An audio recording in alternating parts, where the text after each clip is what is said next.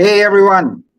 Hello, hello, hello, and welcome to another Nifty Dreams DAO Founders Town Hall.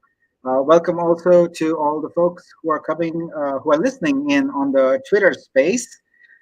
I am coming to you on YouTube stream right now, as well as the Twitter space. And I am here in my hotel room in Dubai. It is 8 p.m. on Monday evening, and I'm so excited to join you all and to give you an update on how things are going.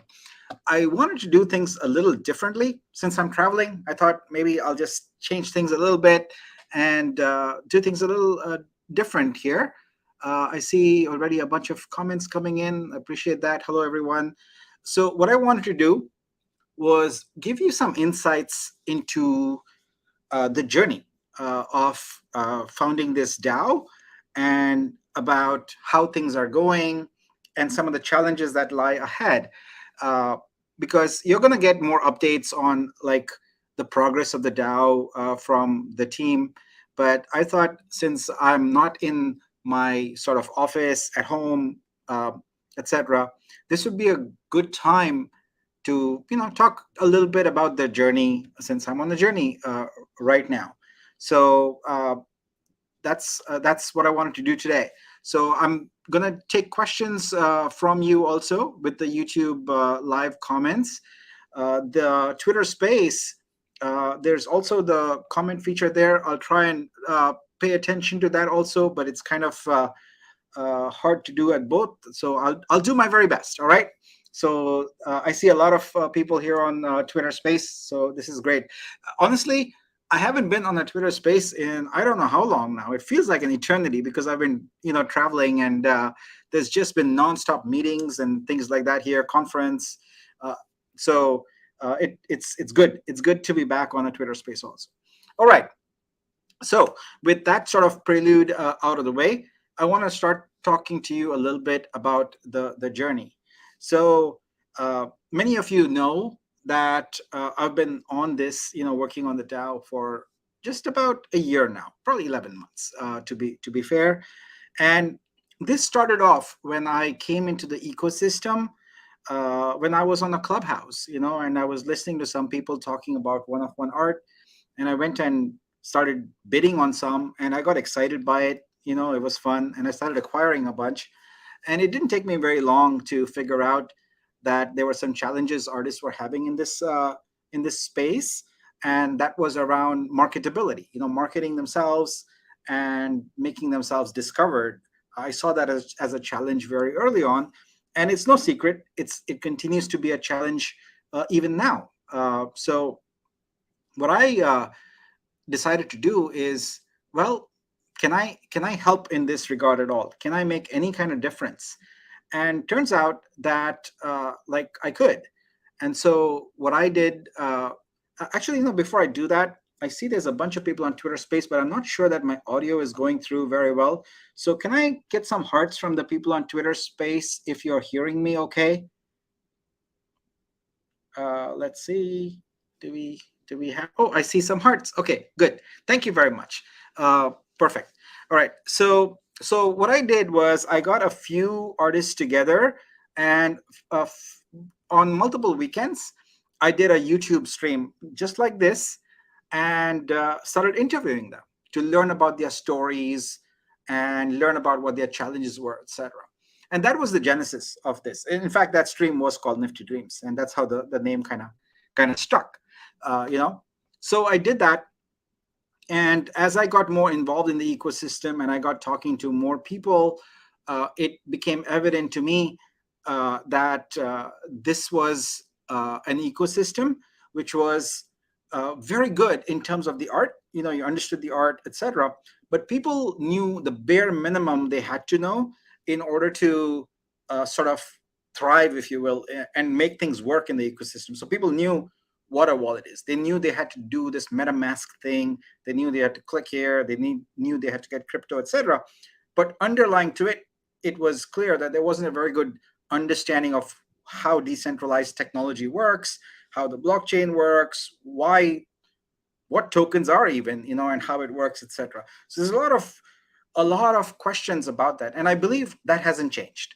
I believe, talking to artists right now, that's still the case. Most people have a very rudimentary idea of what's happening behind the scenes or under the hood, if you will. And people generally do things because they know this is what I need to do, and they get help from other artists. They have some resources, etc. They mint the artwork, etc., without really getting into the nitty gritty details of it. And in the comments, please correct me if this is untrue. If all of you guys are super experts at all the blockchain stuff, then maybe I'm wrong. But this is the gist of what I get. And so as we got deeper into it, I felt like, okay, I can contribute to this. I can help solve this problem, because that's the entrepreneur in me. I see a problem. I'm like, well, if there's a good solution that I can bring to it, I want to do that.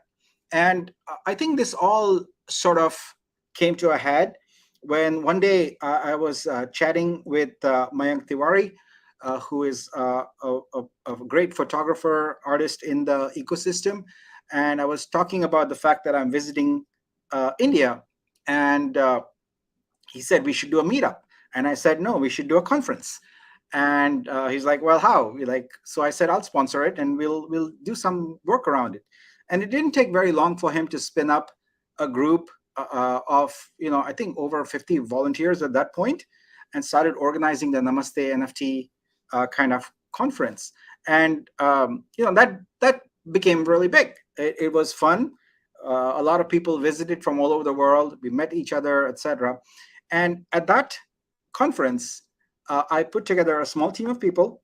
We had a meeting, and I told them that, hey, I want to formalize this a little bit. We want to create this organization, a collective of artists, in order to support the vision of making it possible for every artist in the world to have a meaningful sort of living, meaningful income through their art.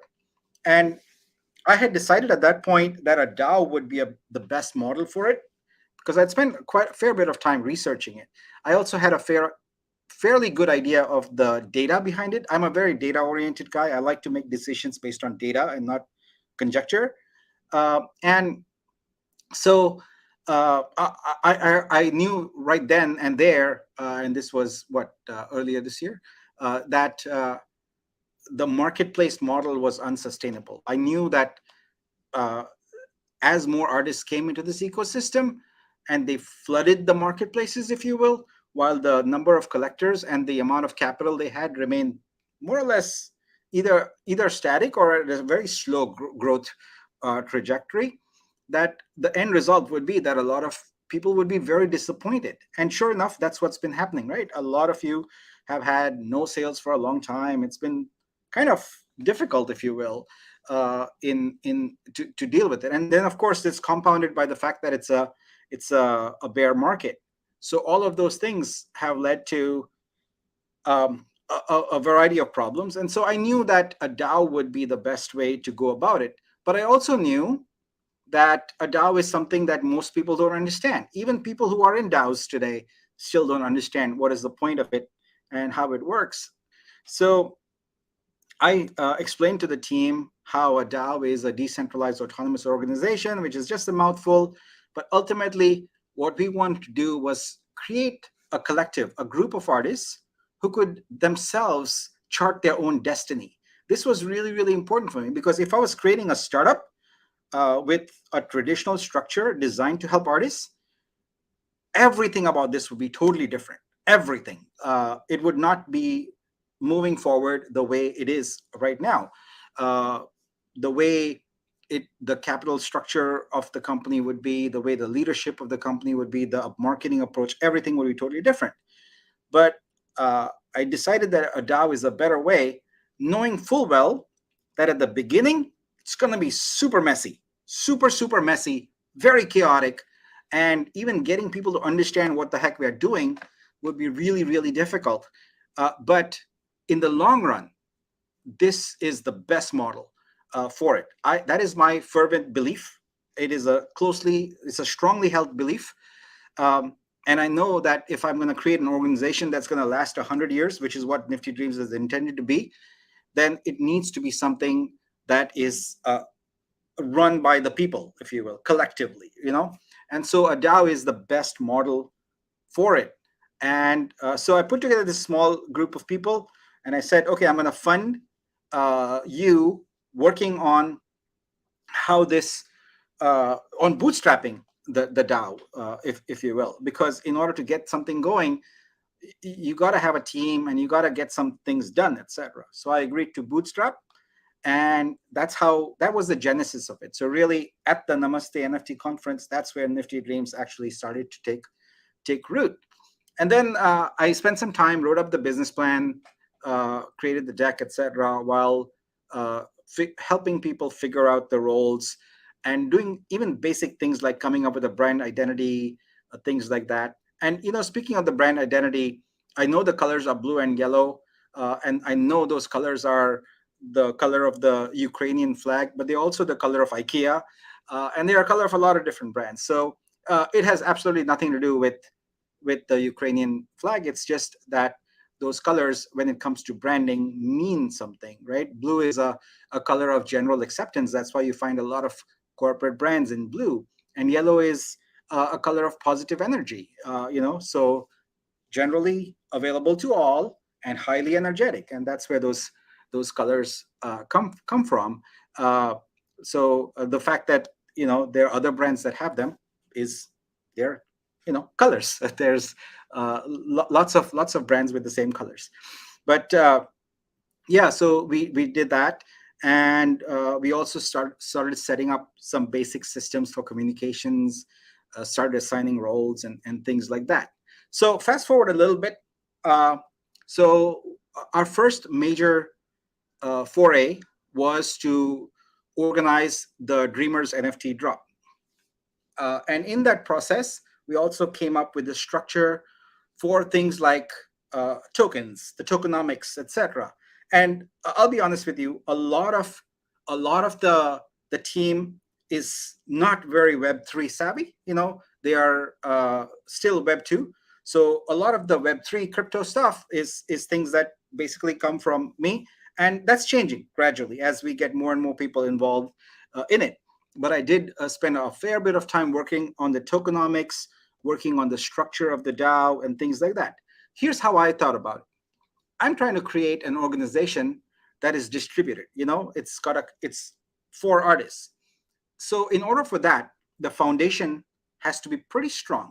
You can't create a group uh, of lots of different people with lots of different ideas without having a strong foundation, processes, and guide rails, if you will, to guide them a certain way. So in my mind, the way I could achieve that is by having a fairly centralized approach to this until the end of this year, December 31st. And by then, start transitioning this over to the decentralized model, which I'll be talking about more in just a little bit. So that's what's happening right now. I'm making a lot of decisions with the team, and we are doing things. So if you see any decision that's terrible, it's me. I did it. If you see any decision that's good, it's me. I did it. But that's transitioning, right? So closer to the end of this year, it's going to be other people starting to make the decisions. It's going to be you starting to participate and vote on decisions, etc., so that by the time we get to January 1, we actually have a functioning decentralized organization, but with good processes built in, with good guardrails built in, and things like that. So that's kind of the model we are going for. So I want to address sort of the two big things that I spend a copious amount of time thinking, which is the tokenomics and also the guild structure of the DAO. So the tokenomics of the Nifty token, I wanted to keep it very simple. What I wanted to do was make sure that we don't repeat the mistakes of many other DAOs. In almost every other DAO, the number of tokens you hold indicates how you can vote. And I thought that was a terrible idea. And sure enough, that is a terrible idea, because it means the persons with the most money get to vote and have things done their way. So very early on, I decided I want to segment this out so that the governance of the DAO is handled by artists. And the people who invest money or contribute money, they have a say, but they have a say only in very key strategic decisions, especially those involving finance. But all the operations of the DAO, the rules, how we operate, etc., that's by the people. That's by the artists. That, so that was an important kind of thing to put in there, and that's how we came up with the NFT system for governance. So in that NFT system, we also wanted to make it so that there was a clear majority of artists and a minority of others. We call them benefactors, but the others, right? So the fungible token has no part in it. The fungible token is merely what will become the operating currency of the DAO. So everything the DAO does within its confines is with this token. Once the token leaves the confines of the DAO for anything, it can be changed to anything else. But the way the DAO transacts will be with this token. So, for example, in the future, in the very near future, if you're a contributor and you do some work for the DAO, you're going to be paid in Nifty tokens. You can then take those tokens and go to Uniswap or something like that and swap them if you want to with some other currency, USDC, Ethereum, whatever it is, or you can hold them. So the idea is that this token is held by all the people in the ecosystem, and we all work to make this token very, very valuable over time. Even things like the grants that will be made to folks. Once this token is available, the grant will be made in Nifty tokens, and then you can either hold on to those tokens or you can go swap them in order to fund whatever it is that your project is about. Obviously, that raises the question for those of you who are crypto savvy is, well, can the token be swapped? What value will it have? Well, that's where we get into things like liquidity, right? So currently, you have decentralized exchanges like Uniswap, SushiSwap, PancakeSwap, etc. And that's where anyone can provide liquidity, meaning the ability for the token to be converted to something else. In order to provide liquidity on any of these exchanges, anyone can do it, but you need to be able to do two things. First, you need to decide what is the cost, what is the value you want to put on that token in relation to another token. So let's say, for the sake of example, that you decide that you want to provide liquidity for token X and you want to make its value 50 cents in relation to USDC, the stable coin, right? So what does that mean? For every one USDC, there would be two of your currency X. So now if you want to provide liquidity, what you got to do, since you've decided that the price is 50 cents, you need to provide an equivalent amount of USDC and an equivalent amount of your token to the exchange, to the decentralized exchange. So let's say that we want to provide $100,000 of liquidity. So you need to come up with 100,000 USDC and the equivalent amount, which is 200,000 of your X token, and you put them into the exchange. And that's how you start providing liquidity. And now, as people change the formula, the contract for that exchange will adjust the price accordingly. The fund, you can go read up on this, but the fundamental operating model of the decentralized exchange is that X plus Y equals K. So the sum of the two values is always a constant, and it's constantly adjusting the price based on that. So the price of one might go up and in relation to the other, etc. So in order for us to provide liquidity, what does the DAO need? Capital, right? We can't just create a token, put it out there and say it's worth $1, good, get it. That's called an ICO or an IDO, etc. Those are things of the past, didn't work very well, there was a big disaster, etc. To provide liquidity right now, we have to go to a decentralized exchange and we have to have the currency we want people to swap to, USDC, and our tokens out there. So we have to do all that. So that's one thing, right? So now getting to back to the governance. So we decided I guess I should say I decided that because I do want to take both responsibility for any problems and credit for any things. Like credit is for the team always, but responsibility for any bad things, me. I take responsibility for that. Uh, so we decided on the Dreamer NFT that there would be 10,000. Why? Totally an arbitrary number, but if you think about it, it's supposed to be a sampling, right? A sampling of all the artists in the world. So 10,000 is a good representation of all the artists in the world. But then many artists could buy multiple ones, so it could be 5,000 or it could be 3,000 or 4,000. But in time, like you always have to think about what's happening here, not as today, but in long term. In time, I feel that it will become a one-to-one, where one NFT is held by one artist because they might be sold and things like that. So that's where the Dreamer NFT model came from. Now, how do you correlate this governance NFT, right, with the NiftyD token I just talked about? But before I go into that, let's talk a little bit about the governance NFT. The purpose of the NFT, the Dreamer NFT, is to allow you to vote on all the decisions around the DAO.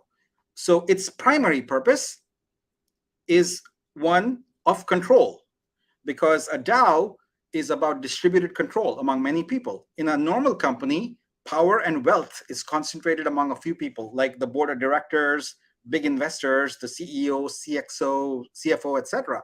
But in the DAO, power and wealth are distributed. And that's the importance of the Dreamer NFT. So a lot of people go look at the Dreamer NFT and go $25, and they're thinking with the completely wrong mindset. They are thinking of it with the mindset of a PFP project, whose sole purpose, first and foremost, I'll just be blunt about it, is for people to flip it, right? How quickly can I make more money from it? There's very few people who are interested in the utility of that project. And in fact, most projects don't even have utility. They're like, here's a token, we're doing a big drop, let's do some marketing, make some crazy pictures, and we'll figure it out later. Here, this is the exact opposite. We've figured out everything and then are doing the drop. But a lot of people are approaching this NFT with the complete wrong mindset about what's in it for me for the $25. So actually right now it's probably $20 or so, without recognizing the huge potential of this thing. For $25, you get to be a voter in an organization that is deciding the future of all artists worldwide. You're helping contribute to something quite major in the world of art. But people don't register that very well. They are like, what is the benefit for me? If you were to look at it from an idealistic standpoint, being able to vote is itself a huge benefit. But let's put that aside. So what do? Well, we put some other benefits in there. We add the tokens. So we add some tokens associated with each one in an airdrop. That's fine. So you get some tokens, and you have the ability through staking, etc., to make some income, which I've discussed in previous town halls. So I won't go into that detail. So you have those benefits. You have other benefits, such as you get to participate in Dreamer-specific events. You get to move to the front of the line for different things, etc. But again, I'll just be, this is a very candid conversation, right? So again, as a founder, what we are doing there is taking something whose primary purpose is governance, whose main benefit is governance, and lopping on some benefits on there that people are better able to connect with. People understand tokens, not in technical terms, but they understand that they're money and they could have more value. People understand a benefit of, I get to participate in exclusive things. People understand a benefit of, I get to move to the front of the line. So that's why we have to add all these ancillary benefits. But me being a pragmatist, etc., like I tell my team, okay, fine, let's do all of that, etc. But in my mind, I'm still thinking, this is a governance token. Its purpose is to get together all the people who care about having an amazing art ecosystem and voting on that future. So that's the Dreamer an NFT, and the sales on that are steadily going. I think we've slowed down a bit, but I don't think it's gonna stop, especially as we execute more on these projects, and you'll see that there'll be ups and downs on that, and that's fine. So we are not going to change our approach or change the vision or anything based upon the number of sales. We have a great group of artists right now who are dreamers, and we are going to do everything possible to um, to help them move forward in this DAO and to help give them value for the support they are providing. All right, so that's the Dreamer NFT. Now the intent there was to raise $250,000, right? At $25 each, 10,000. The goal was to get $250,000. Why? That $250,000 would be the seed capital in order to move the DAO to the next level. Instead, what we have today is I'm still kind of paying the salaries because there isn't much capital, and I'm still paying much of what is happening in the DAO. I still pay for it, and I'll do that. It's fine. I will do that as much as I can because we don't have the capital that would have allowed us to execute on all of this with the speed and the agility that we needed to. So, what was the next step that we wanted to do? The next step was to execute on the benefactor NFTs. So the benefactor NFTs were basically 2,605 NFTs priced from $250 to $250,000. So the four layers, the four categories are 250, 2,500, 25,000, and 250,000.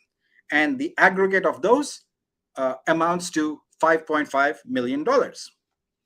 And the plan is for the DAO to take that capital and then start funding projects, some very large projects, and then hundreds of small projects, all artist driven, right? So this is the plan that we are working to. This is the vision we are working to.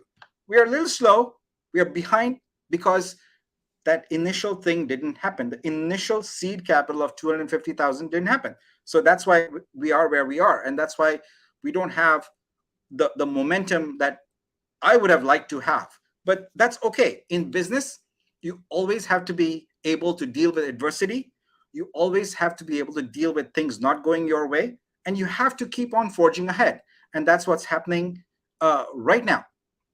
So with this here, the Dreamer NFT, we want to incentivize more artists to get on board, right? So in order to do that, what are we doing? Two things. One, connecting more with other art communities that are not yet familiar with Nifty Dreams and exposing them to them, to the DAO. And the other thing is we've created the Dream Forever project. This is the canvas where we have tiles, etc. So we are working on the development of that. It's happening in parallel with the token contract. So the Nifty D token contract was actually mostly done, but then we decided we wanted to add staking to it. Staking allows the token holders to have immediate income right away. And so we are adding that to it. That is pretty complicated. It is DeFi, decentralized finance. And so we went from taking a simple ERC20 model, which would have been like, literally, I can write that in an hour and be done, to a more complex model. And so that's fine. We have made a good progress on it. The team has, and we'll. I would say within the next couple of weeks, we would probably have that released. Our initial goal was to have this done by October 1st, but having this staking element and not testing it properly, not auditing the code properly, is highly risky because it's going to mean, lots of money going through it. Like a simple token has a simple ERC20 token contract basically has functions of transfer from one person to the other. That's generally it. There's not much else going on. But a staking contract has way more complexity to it because you have to figure out who staked what, how much income they're going to have, how much they can withdraw, who's got what locked, how much is vested. All of that stuff has to go into this contract. So it's a bit more complex. And I'm always of a singular focus on these kind of things, will not rush anything, no matter what has been committed. Like, so if I've committed to a date of October 1st, but the contract is not ready, we are not going to ship on October 1st because the risk is too damn high. If you ship something in blockchain, a smart contract, because it's immutable, you can't change it, you know? And, you hear about hacks all the time. You hear about $100 million hacks, 200 million. Guess why those hacks happen? Well, there's a variety of reasons, but the first reason and the most primary reason, someone rushed it. They didn't audit the code properly, and therefore there was a bug that got through. Right? Not going to happen on my watch. We're going to take it slow and make sure it's right, no matter if something is late. My threshold for shipping things, especially software, is what is the eventual impact of this? Is it going to hurt anybody? Is anyone going to die if this is a few days late? The answer is usually, like 99.9% of the time, no. And so take the time to do it right and make it high quality and just communicate what's happening. And that's what I'm doing right now, right? So our token airdrop thing is, the contract is being worked on. As soon as it's done, as soon as I feel comfortable, as soon as the team feels comfortable that it is secure, it is high quality, and it will work, you'll have tokens. Now, the important thing for people to understand is that the tokens that are coming as part of the Dreamer NFT, they are locked for a year anyway, right? So you can't do anything with them other than go look at a web page and go, woohoo, I have X tokens. I have this many tokens. So we want you to have that feeling. It's a good feeling. It's a great feeling. But we can't do that at the cost of shipping something that's inferior or buggy or causes, major financial issues down the road. So we're going to do that, right? We're going to do it right. So it's important for you to understand what's happening, what's happening behind the scenes. It's not anything more than trying to have high quality, good code out there, right? So the benefactors are also going to get the same token. So we want to make sure that everything is aligned and working properly. All right, so Dreamer NFT drop ongoing, will continue, no pausing on that. Now what we are starting to do is move forward on the benefactor NFT, right? So there we have to start targeting galleries, museums, art investors. These are all Web2 entities. We have to help them understand what we are doing. We have to help them understand what a DAO is. And we have to help them understand that they are not investors, right? If I wanted to get investors in the DAO, I would not structure this as a DAO. I would structure this as a different kind of organization.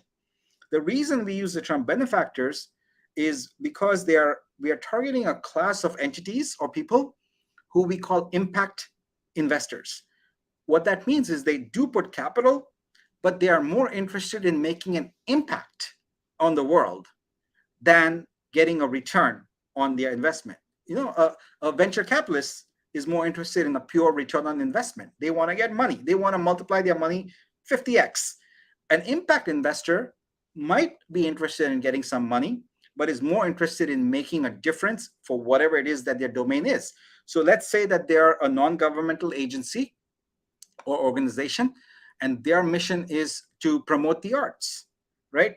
So they would want to buy into this so they can make arts more prevalent or spread education about art or things like that. So that's kind of who we are targeting with the benefactors, and that's kind of starting to move forward. In fact, one of the things I'm doing in Dubai right now is meeting with organizations that are in the art sector and that have capital that they want to deploy.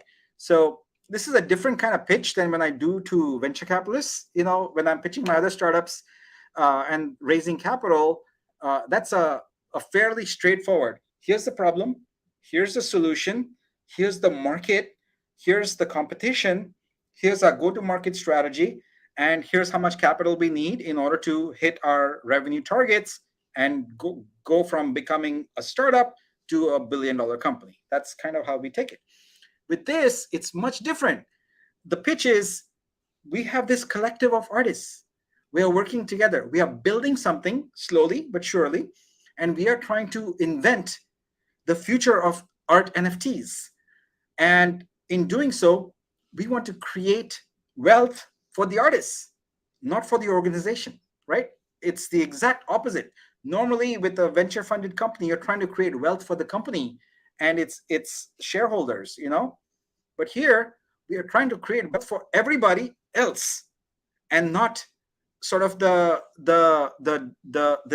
DAO itself, because the DAO has no intention of becoming a company or making money or profit or anything like that. The entire vision for the DAO is to help you, the artists, become rich. Not going to happen overnight. Anyone who tells you that is lying. All right, I'll tell you straight up, it's going to take a lot of hard work, a lot of focus, a lot of planning, but nothing great comes without a lot of hard work and patience. So we're going to do that. So this is kind of the lay of the land, folks. I wanted to kind of help you understand what is happening right now. So our goals are to continue to promote the Dreamer NFT, get as many artists on board as possible. Why?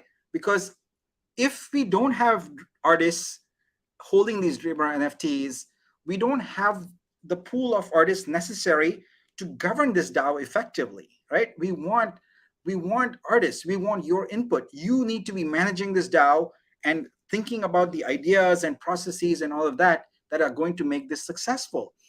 If I wanted to have a different organization which just comes up with ideas and does something for artists and is intent on making profit, I wouldn't be here every week trying to sell Dreamer NFTs for $25. Honestly, I have better things to do than try and convince artists about what's good for them, And this has been a challenge. And I'll admit, it's been very frustrating, super frustrating for me as a founder to try to convince artists that this is for their own good.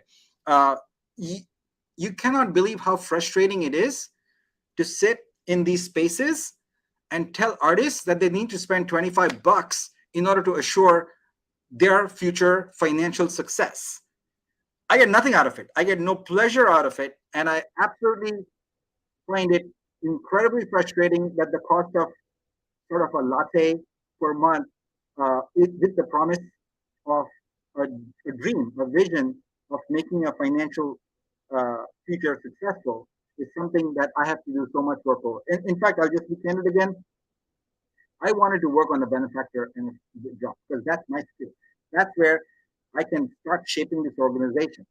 But instead, I have now, spent a lot of time and a lot of effort just trying to sell artists, which, yep, boggles the mind, but it is how it is. Uh, so we've got this. We've got this now. We've got artists on board. So what do we do now? Well, we need to start having some structure and getting and transitioning from that small team I put together to the DAO. All right. So I think you're covering the speaker. It got a little muffled. I don't think so. Let me see. Let me make sure I didn't mess something up.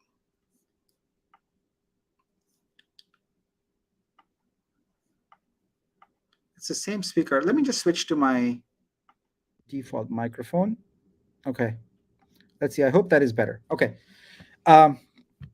Cool. All right. So now we are transitioning from this team to the guild. So what needs to happen there to the DAO?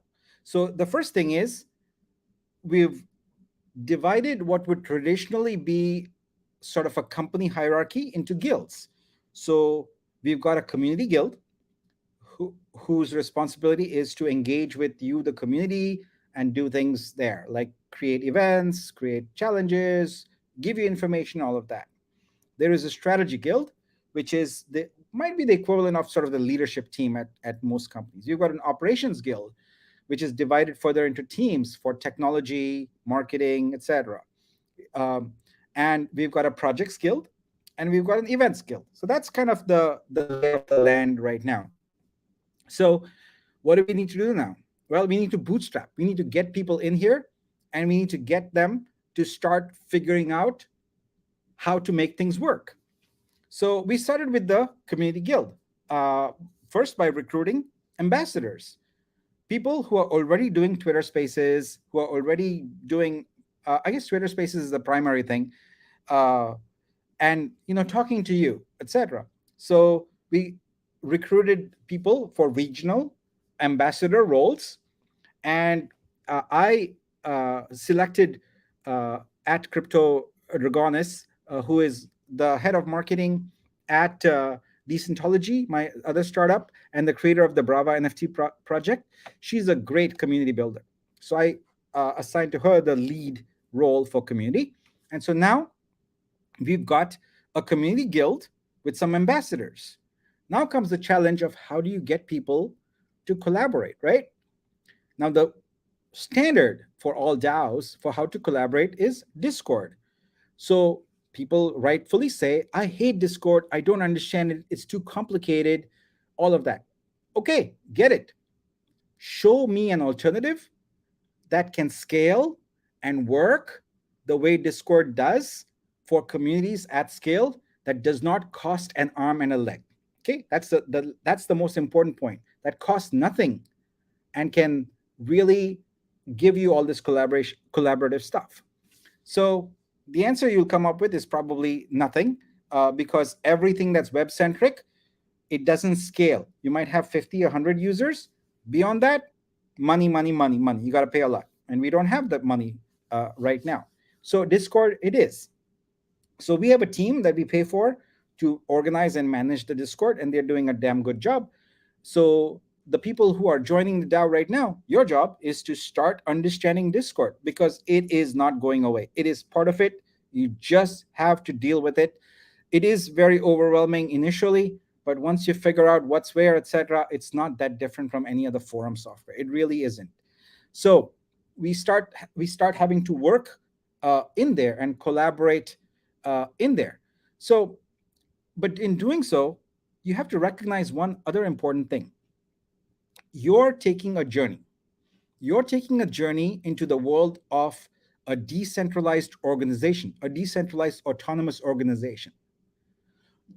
Do you think that could happen without you not changing anything in how you operate, not learning anything new about new tools? Think about that. You're fundamentally changing how you're going to work, how you're going to collaborate in this organization. Can old tools work? The answer is no, right? It's a rhetorical question. So this is going to require a journey. It's going to require you to learn a few things, but you get over that hump, and then you're there. It's a small inconvenience for a bigger picture, for a bigger vision, and for achieving bigger goals. So Discord is the first impediment. I get it. It's one of the things I find sometimes quite funny is that people will comment and DM me saying, "Oh, this doesn't work this way," etc. And it appears to me they have not put a second of thought into thinking that you think that someone who is thinking of strategically, creating an organization like this, who has spent months thinking about it, did not in fact put hours of thought into every decision. It's kind of seeing some of the DM language. I think about, what was that person thinking when they typed up this question for me? But I answer it anyway, right? So we are moving into Discord. Now let's get back to the community guild, right? So we've got a community lead, and we've got a bunch of ambassadors, right? They've been doing their own Twitter space, etc. They get it, etc. But now they have to do it under the umbrella of this DAO and try and shape things up together, right? This is where what I was talking about earlier, chaos, comes into play. Why? Because in a traditional company, guess what would happen? You would pay people to come up with a plan, to come up with a structure, to come up with all of that and tell people what to do. Here's the difference with a DAO. The people coming in, the ambassadors, the leads, everyone in a leadership role, they have to shift their thinking from tell me what to do to I need to figure out how to fit here and contribute to making whatever the outcome I desire come true. This is going to take time. People don't think that way. Like, people want to be told, do this. Not happening in the DAO. All the people who are coming in a leadership position, and etc., have to collaborate, talk to each other, ask questions, communicate, and figure this out. Because as long as someone is telling you what to do, it's not a DAO, it's a company.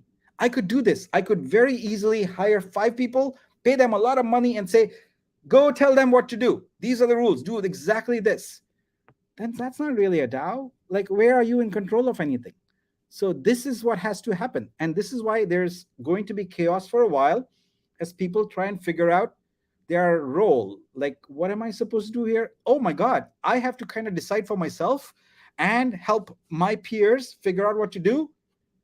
Whoa. And then, cool, I can do that. It will happen. It will take time, but it will happen. uh, so in the community guild, Riva is already putting together some shape around it, etc.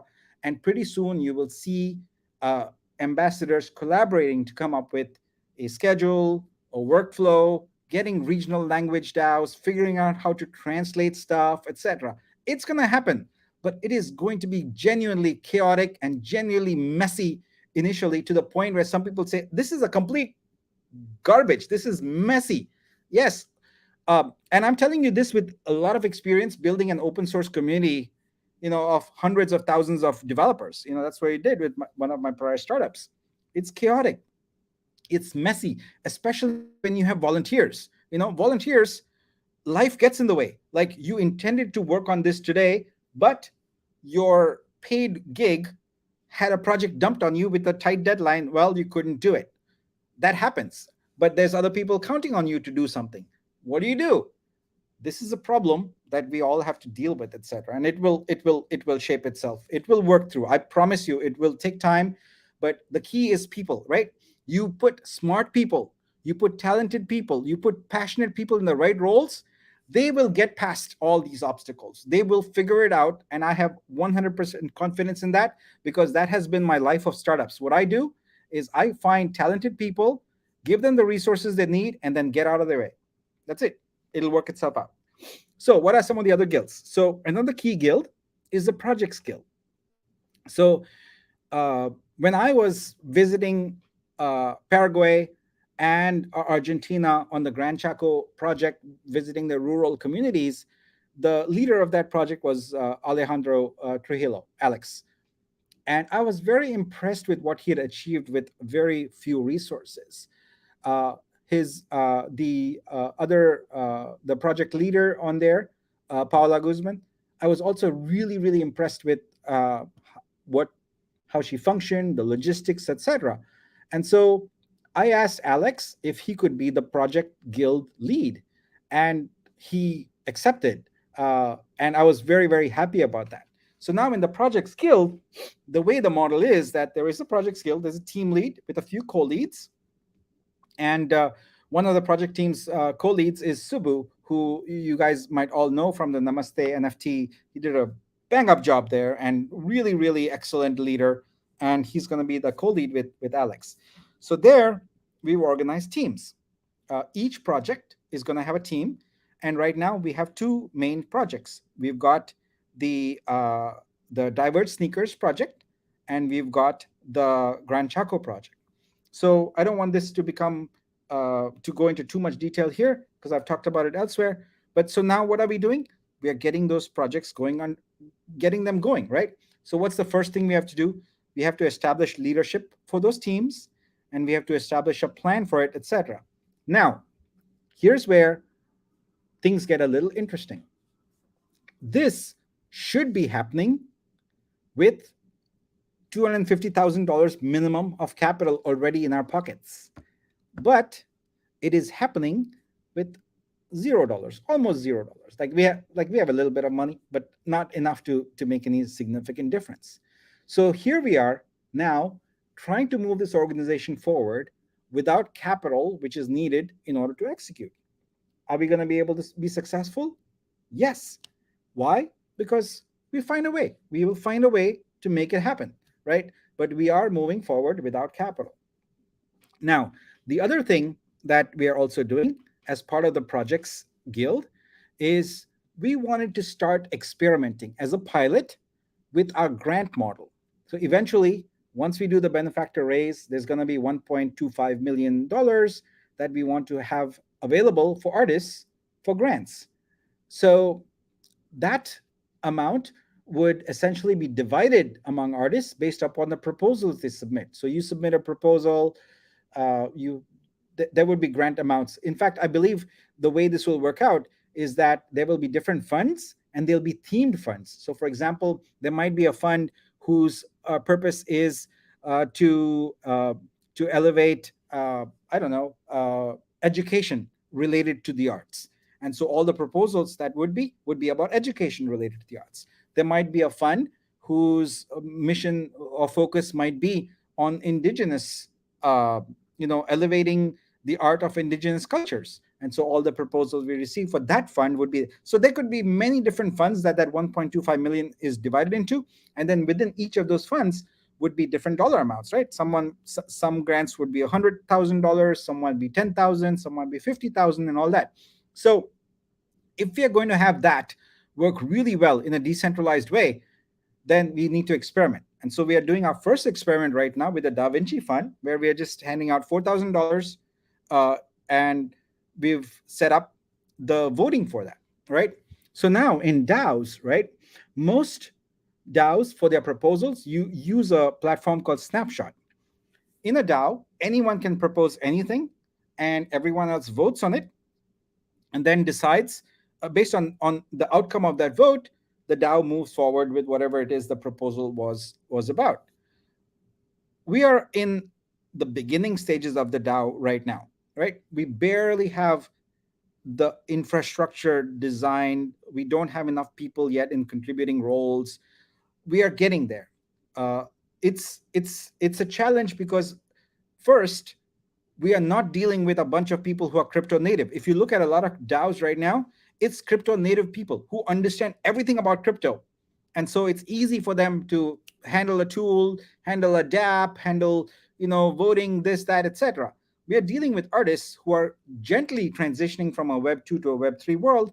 And so we have to take things a little slowly and do things a little differently.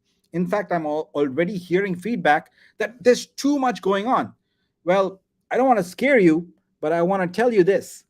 It's actually quite slow right now. It's going to get super, super fast very, very quickly. So don't be scared. It will be okay. Everything will be okay. So, regarding the voting, right? So, we looked at Snapshot, and uh, it was the general consensus that most people will be totally confused by it because of its complexity. So, we decided, you know what?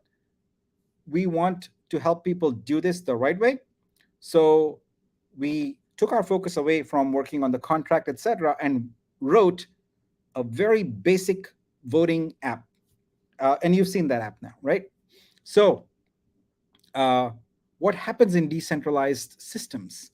Well, it is truly decentralized if the actions, the decisions, etc., go on the blockchain. They're totally transparent. Snapshot does not store its decisions, etc., on the blockchain. It stores it in offline storage, and the final result is tallied and goes on the blockchain. It's not a perfect system. It's also somewhat complicated. So we built this voting app. I knew as we built this app that there would be some pushback. Why? Because when you vote, you have to pay gas. So I knew that, but we went along with it anyway. Why do you have to pay gas? The simple fact of all blockchains in existence today is if you are writing to the blockchain to change the data, you have to pay for that transaction. There is no way to get around from that. Why? Because blockchains are decentralized. If you are going and saving something in your Google Drive, you're not paying anything. Why? Google is paying on your behalf. If you do that with anything else, Dropbox, etc., someone is paying the bill for your work, and they are marketing to you in the process. That's how you pay for it. You pay with yourself. You're giving access to your data. Decentralized blockchains are the nodes that make up the blockchain have to be paid, right? And so that's what the gas is about. It's a fee for essentially changing the state of the blockchain. So when you vote, you are registering your vote on the blockchain, and so you got to pay gas fees for it. So a lot of artists rightly said, I don't want to pay $3 or whatever to vote for someone else's project. Okay, that is a choice people can make. But then there's also some people who go like, this is interesting. This is truly decentralized. We're actually doing what we said we were going to do, is create a truly decentralized ecosystem, right? There's a price to pay. So some people are like, okay, I'll do this. I can afford it.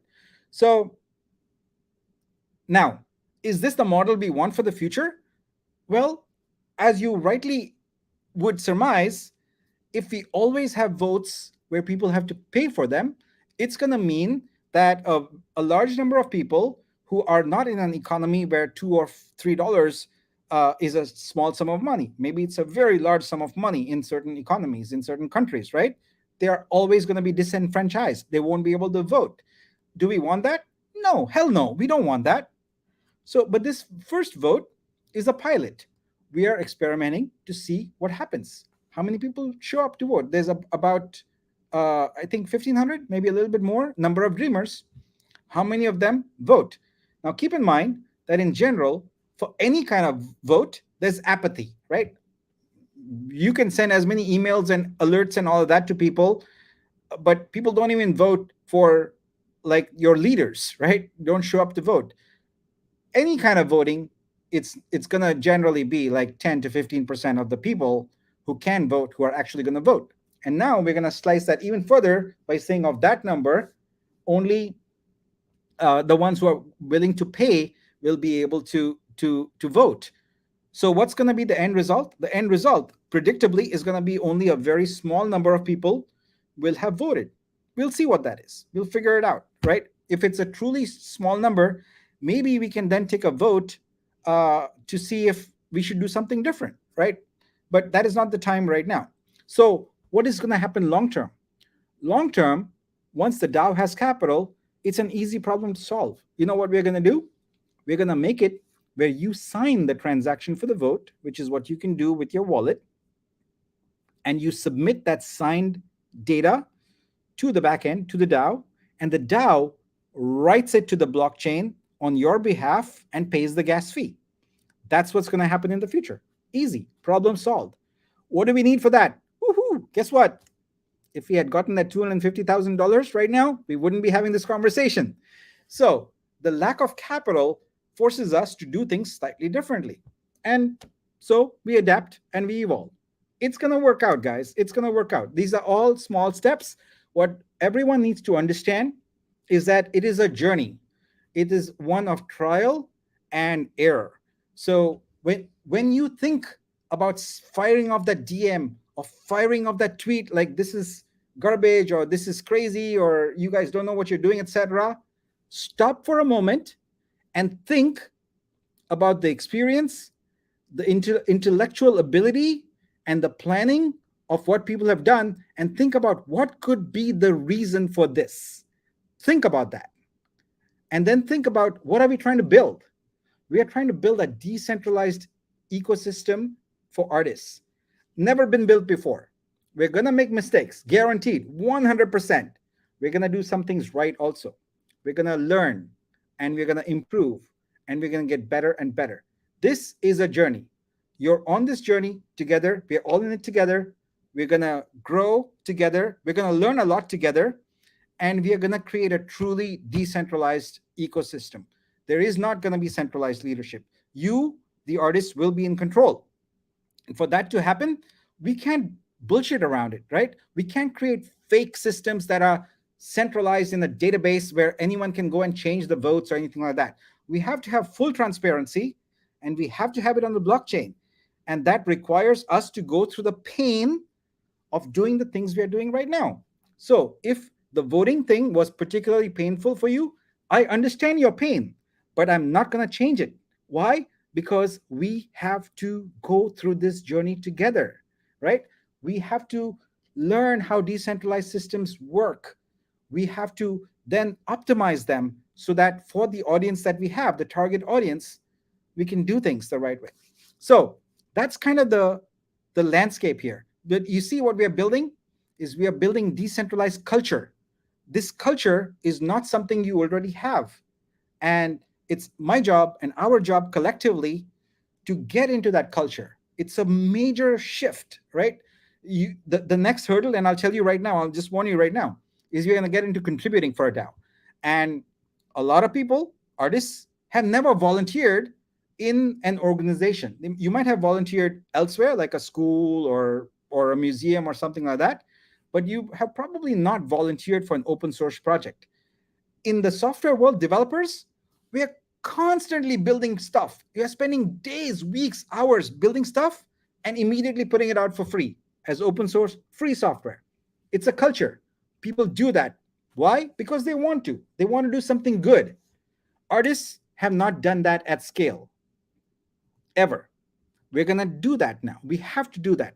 So, as artists, you're going to learn to contribute to this DAO for nothing else other than the benefit of doing something good for the world, right? That's going to happen. Some of you will be vehemently opposed to that and say, nope, I will only do work if I'm paid for it.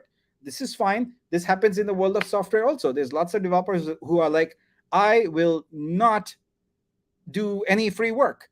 But think about all the software you use on a regular basis that is free. You just go download it. Someone, usually one person, worked their ass off for hours, days, thanklessly, zero money, and you got to benefit from it, right? What did they get out of it? The satisfaction that they did something cool, right? One of my last companies was an open source company, right? We created software that people downloaded for free, and people would sell it for thousands of dollars. We didn't get paid a single cent for that, but we did it anyway, right? So there's going to be a lot of you who are now going to step up and step into roles that are contributing roles as the guild leaders start building their teams. There's over 280 of you who have already filled in the applications, etc.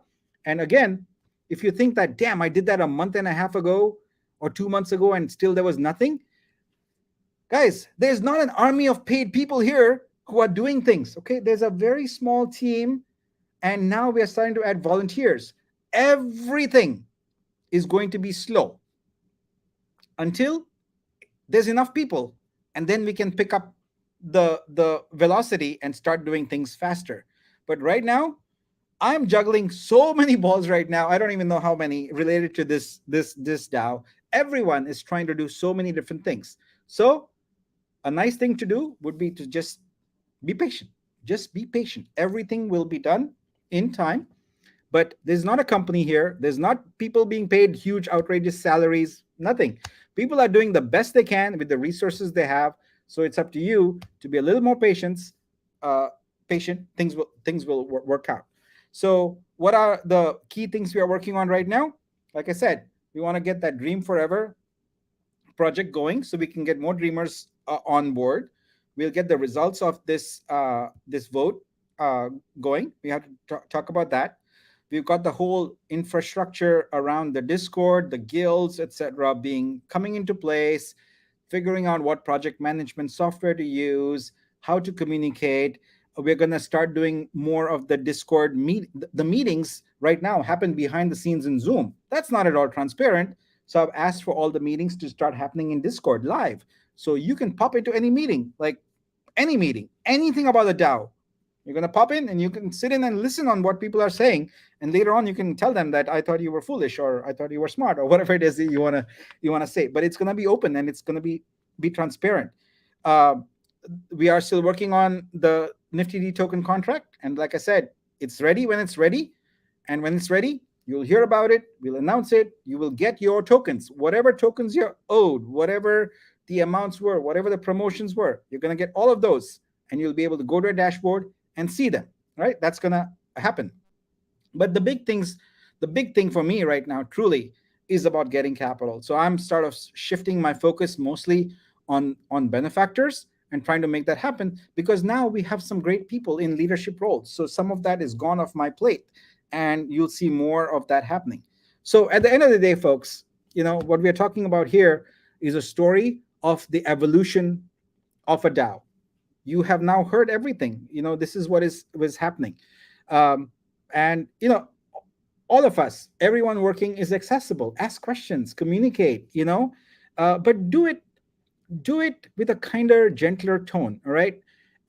It's always nice to recognize that people are working their ass off for you, and they don't, owe you anything, but they're doing it anyway. So please use that approach when you are accusing. Also, you can accuse someone nicely, of something, but one of the things that you cannot do, or you should not do, is, attack people for trying to do their work to the best of their abilities in a volunteer capacity. Recognize that and be kinder and be gentler. All right, we are all in this together. It's going to work out.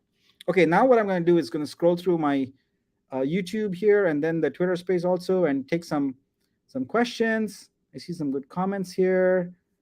Um,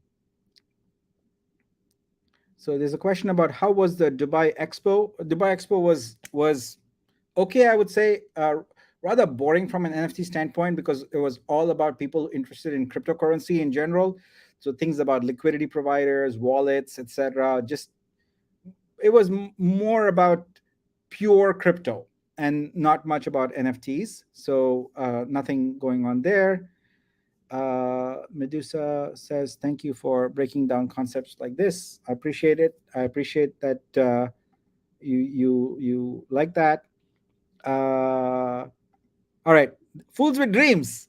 We are going to be a Nifty D millionaire someday. We believe in your vision for our DAO. Someday soon, our music will be available to mint trade with Nifty D. That's awesome. The way I think of things is, and this is true for all my startups, is I never start off by thinking that I'm going to be a millionaire. I first think about what is the impact I can make on the world, because it always follows. This is how it works. You make an impact, you do something positive, and the money will follow, right? You try and do something for the money, you're going to get stuck. It's not going to work. You are not going to achieve the goals and dreams you can. So I always approach things as, hey, I want to make a big difference in the world. I want to make lives better, etc. And yeah, whether you believe it or not, it's karma then. You just do good things, the money will follow, right? But if you start off by thinking, I want to do this, so I'll be a millionaire, your mileage will vary, but mine has always been better. In fact, honestly, uh, you get 10x more rewards when you do things without any intention of making money, right? So let's see here. Nifty D tokens will change lives of thousands of artists. Yes, it is intended to do exactly that. So those tokens will eventually be extremely valuable and really help change lives. I'm so thrilled. Let's go, Benefactor NFT. I'll be traveling to London, Paris, and this is Tanmay. Be traveling to London, Paris, and Berlin next month. Would love to talk galleries and art entity on behalf of the DAO. Absolutely, Tanmay. Tanmay is our ambassador for South Asia, and it'll be awesome to talk to galleries and art entities and get them to become benefactors. I'll tell you a little secret. The benefactor mint page is already up. We just are not promoting it yet, because we want to make sure that we have all the information, etc., related to the benefits and things to benefactors in place. But yeah, absolutely, Tanmay, want you to do this as much as possible. And anybody who's a dreamer, if you know of someone in the art ecosystem who could uh, be a good benefactor, let us know. You can just ping me directly. That's one way. You could also just mention it in the Discord, that you know it, and one of the team members who's responsible for it will pick it up. But yeah, this is going to be a collective effort. Um, I hope I will become rich in this life. You are already rich. This is from Tio. You're already rich. Richness and wealth is not always about money. It's also about culture. It's about creativity. It's about talent. It's about happiness, all of that. So I feel that you are already rich because you bring a lot to the community. and that's something quite special. So in my eyes, you're already very rich. But yes, we will also financially help you become rich. That's the goal for everybody. uh, Okay. Voting is very important in the DAO and it costs gas. It's more of a contribution towards steering the ship in the direction you want to. It's a privilege. Thank you for voting, fellow dreamers. That's from Fools with Dreams. Thank you. All right. Let me go look at my Twitter space now and see if what we have here. Thanks for the updates. Interesting conversation. Thank you. Thank you. Colombia. All right. I don't see any questions there, but I see some good things. There is a comment. I'm from Iran. So I'll just tell you about something exciting that actually happened related to both Iran and Ukraine. You probably saw my tweet from yesterday, was it? Day before. All the days are blending together right now. But I met with Elham, who is an Iranian who's here. She is the editor of an arts related magazine. And we agreed. I had breakfast with her. It was a beautiful, tasty Turkish breakfast. I'd not had that before. It was awesome. But we agreed that we are going to partner with her organization and other organizations here on creating an exhibition for Iranian and Ukrainian artists. Why? Because given the situation that they have in their respective countries, neither of those groups have been able to promote themselves the way they usually do. Now, everyone knows I'm not a big fan of shilling at all. I know that approach currently in marketplaces is wrong, but it is what it is right now, right? That's how you get sales right now, is by promoting yourself. So what we are going to do is we are going to come up with a model where Iranian and Ukrainian artists can be featured in an exhibition we'll do. And I haven't even talked about this to anyone in the DAO. So this is leadership. This is the first they are hearing about it. But that comment triggered it, and we're going to do that. Why? Because as a DAO, we are interested in elevating all artists worldwide and helping and supporting them in their time of need. So Iranian and Ukrainian artists, this is happening. We will plan it again. You have to be a little patient. Just because I said it today doesn't mean it'll all be done by tomorrow. We have to plan it, organize it, and make it happen. But we are going to do it.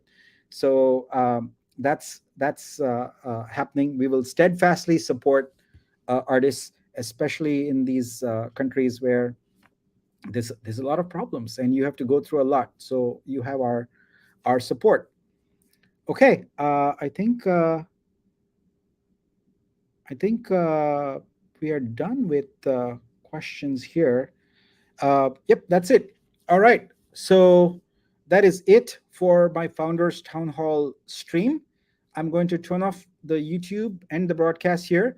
But what I am going to do is hit up the Twitter space and just talk for a little bit longer with a few people and see what's happening there. So maybe there's some reactions or conversations people want to have. So thank you all for joining this. I really appreciate your support, your time, and I hope that I didn't say anything to offend you. I'm just being always very candid and very direct. I'm used to doing that with developers, but I've learned that in the course of working on this DAO that sometimes I have to present the information in just the right way to artists. So if I offended you in any way, I apologize for it. It was not the intent. I'm just trying to communicate information and do the right thing. So dream on and dream big to all the YouTube stream folks and the Twitter space folks. I will be joining you momentarily, and we can talk about this. So here we go. Thanks all. Bye.